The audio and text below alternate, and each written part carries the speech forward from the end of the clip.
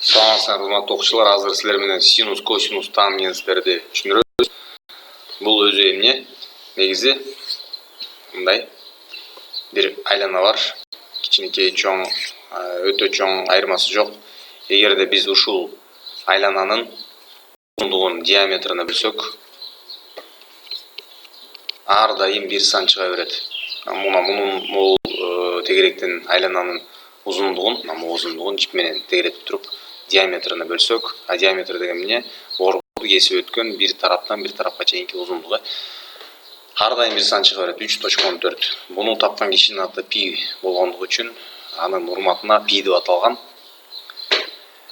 Бул эмне? Бул деген катнашты түшүндүрөт. 3 эсе орточо эсеп менен айтканда диаметринин айлананын узундугу 3 эсе узун болот. Синус, косинус, тангенс да ушуга окшош бир нерсе. Бир бурчту, үч бурчту калсак, тик бурчту, үч бурчту калсак, могу уголдун, могу бурчтун маңдайы деп коет. Противоположный катет деп коет. Биз антпей эле башты оорутпай эле А, Б, С деп эле коет. Эгерде аны Б бөлсөк, аны Сга бөлсөк, бул синус альфа. Эми косинус жазайын, азыр Бны Сга бөлгөн, кийин тангенс альфа, бул А бөлүнгөн Б, котангенс деген бар. Котангенс тангенстин тескери Б бөлүнгөн А. Эми бул өзү эмне? Биз билебиз 360 градус бар, 360 градус бар.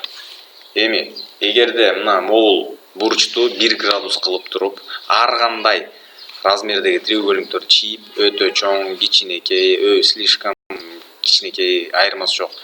Ар кандай размердеги болушу мүмкүн, ар кандай өлчөмдөгү үч бурчтуктарды чийип туруп, бирок уголду 1 градус кылып туруп, мына могу А бөлүнгөн С, Б бөлүнгөн С, А бөлүнгөн Бларды тапсак, ар дайым бир эле окшош сан чыга берет. Ошол себептен синус 1 бул алмашпаган, бул эмне? Табличный данный. Бул таблицадан карап билсек болот. Синус 1, синус 2, синус 3 дегендер эмне? Бул мына могул уголдун маңдайында турган узундукту гипотенузага бөл деген сөз.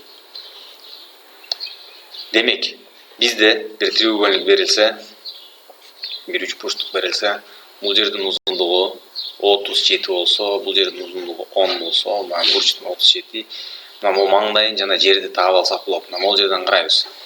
А эмнеге барабар? А могу маңдай болчу, маңдайы барабар 10 көбөйтүлгөн синус эмне болот? 37. Мына могул жерден, бул жерди кырып коебуз. Математика. Так, ошондо А синус 37 0,6 болгондуктан 10 0 койсок 6 метр болот экен. Бул жер 6 метр экен, бул жер метр. Демек, Б эмнеге барабар? Б 10 көбөйтүлгөн косинус 37. Косинус 37 0,8 болгондуктан бул жер 8 метр болот.